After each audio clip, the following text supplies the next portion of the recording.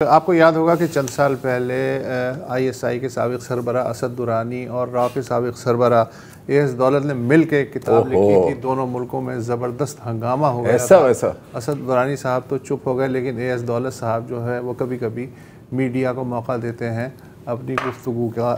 Be B C Hindi service کو جو تازہ ترین انٹرویو دیا ہے اے ایس دولت صاحب نے، انہوں نے کہا ہے کہ پہلگام حملہ سیکیورٹی اداروں کی ناکامی ہے، تاہم باقاعدہ جنگ کا امکان مجھے نہیں لگتا، کیونکہ جنگ آخری حربہ ہوتا ہے.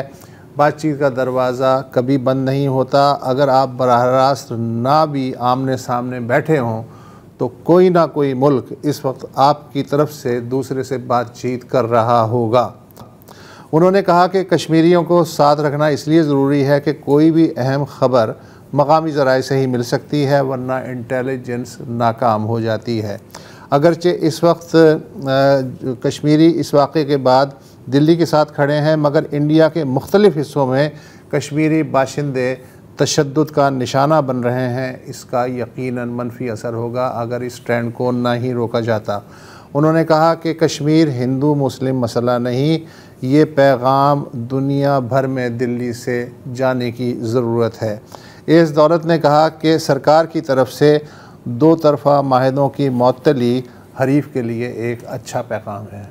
بالکل، تو یہی بات ذرا سا جاننے کے لیے ہم نے رابطہ کیا انورادھا بسین، جو کشمیر ٹائمز کی ایڈیٹر ہیں، یہ دیکھنے کے لیے کہ پہلگام حملے کے بعد یہ بھارت پاکستان کے درمیان جو کچھ چل رہا ہے وہ تو چل رہا ہے، کہ خود مقبوضہ کشمیر کے اندر کیا ہو رہا ہے. میں نے پہلا سوال ان سے یہی کیا کہ بتائیں کہ پچھلے ایک ہفتے میں وہاں کے حالات کیا ہیں. کشمیر میں جب کہ یہ امیجیٹ ریاکشن ہوا تھا جب پہلگام کی کلنگز کا، وہ ایک شوق کا تھا، ایک غم کا، ایک پین کا، کیونکہ کشمیری بہتر سمجھ سکتا ہے درد کو، اس قسم کے خوفناک انسیڈنٹس میں جو پیش آتے ہیں. اور لیکن اب وہ جو ہے وہ خوف میں تبدیل ہو رہا ہے.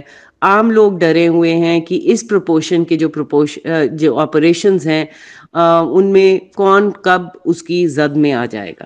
جو رپورٹس میرے پاس آ رہی ہیں، سیکیورٹی آپریشنز مسلسل جاری ہیں اور بہت بڑے پیمانے پر یہ ہو رہے ہیں. تقریباً 2000 ڈیٹینشنز کی خبر آئی ہے، شاید اس سے زیادہ ہی ہو، کیونکہ مسلسل ابھی بھی ریڈز چل رہے ہیں، کارڈن آپریشنز ہو رہے ہیں مختلف جگہوں پر. کئی جو ایلیجڈ ملیٹنٹس ہیں ان کے مکان گرائے گئے ہیں، اور ابھی تک جو اطلاع ہے اس کے مطابق 9 سے 12 مکانوں کو بلاسٹ کر دیا گیا ہے، لیکن اس کے آس پاس کے ارد گرد کے جو مکان ہیں وہ بھی اس بلاسٹنگ کے زد میں آ گئے ہیں. تو کئی جگہ یہ خبریں آئی ہیں کہ پورا کا پورا جو نیبرہڈ ہے وہاں پہ کافی ڈسٹرکشن ہوئی ہے مکانوں کی. کشمیر کی جو عوام ہے ان سیکیورٹی آپریشنز کو ایک کلیکٹیو پنشمنٹ کے طور پر دیکھ رہی ہے. جو بھارتیہ قانون ہیں ڈیمولیشنز کو لے کر، وہ اس کی اجازت نہیں دیتے ہیں، کیونکہ جو فیملیز ہیں ان کو ذمہ دار نہیں کیا جا سکتا جو کرائمز آف ون انڈیویجول اس کے لیے.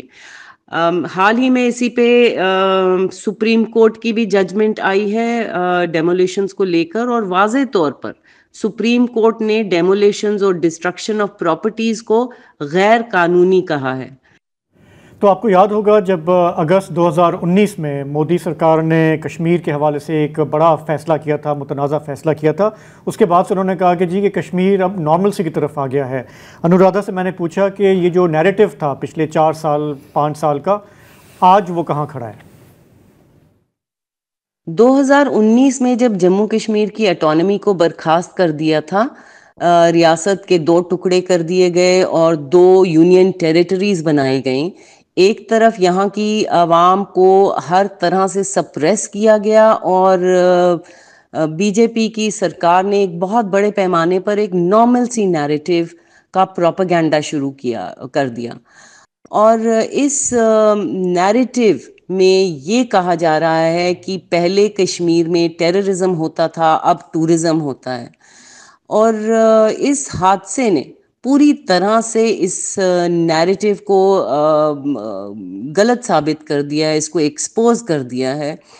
اور جہاں تک آپ کا سوال ہے کہ کیا بھارت کی سرکار اب اس اسٹیٹ ہوڈ کو بحال کرے گی، وہ تو دور کی بات ہے. وہ تو بھارتیہ سرکار تو پہلے اپنے فیلیئرز کو بھی ابھی تک ایکنالج نہیں کر رہی ہے. اور اسٹیٹ ہوڈ کی ریسٹوریشن جو ہے وہ میں کہوں گی دیٹ از ناٹ انف.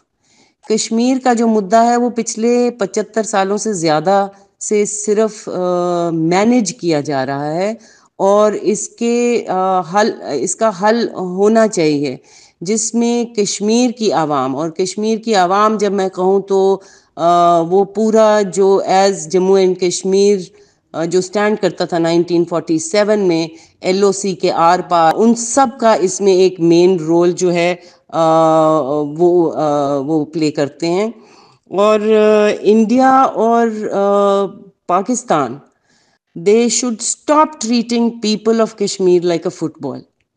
یہ مسئلہ ان کے بنائے ہوئے ہیں، اور اس کا جو خمیازہ ہے وہ کشمیر کی عوام کو بھگتنا پڑتا ہے. ایک پیس کی طرف قدم اٹھانا پڑے گا، اور یہ صرف دونوں ملکوں کی بہتری کے لیے نہیں، یہ پورے جو ساؤتھ ایشیا کا بر صغیر ہے اس کی بہتری کے لیے.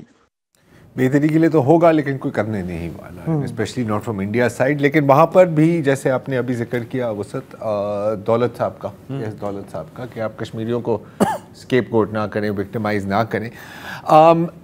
پہلگام دہشت گرد حملے میں ایک انڈین نیوی لیوٹیننٹ بھی قتل ہوئے تھے، ونے نروال، اگر میں صحیح طرح ان کا نام کہہ رہا ہوں. اور ایک بڑی ایک آئیکونک قسم کی تصویر ہے جو ہر جگہ استعمال کی گئی ہیں کہ ایک خاتون بیٹھی ہوئی ہیں اور ان کے سامنے ان کی ہسبینڈ کی لاشیں. یہ ونے نروال ہیں اور ان کی بیوی ہمانشی. اب ظاہر ہے کہ وہ صدمے سے گزری ہیں، ایک دہشت گرد حملے کو سروائیو کیا ہے انہوں نے. تو آپ سوچ سکتے ہیں کہ وہ غم تو ہے، لیکن غصے اور نفرت سے بھی بھری ہوئی ہوں گی. لیکن جب ان سے پوچھا گیا اس سارے سلسلے کے بارے میں تو سنیے انہوں نے کیا کہا مسلمانوں اور کشمیریوں کے بارے میں.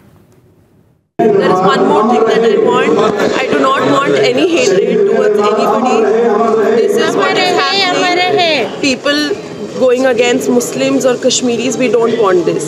We want peace and only peace. Of course we want justice. Of course the people that have done wrong with him should be punished.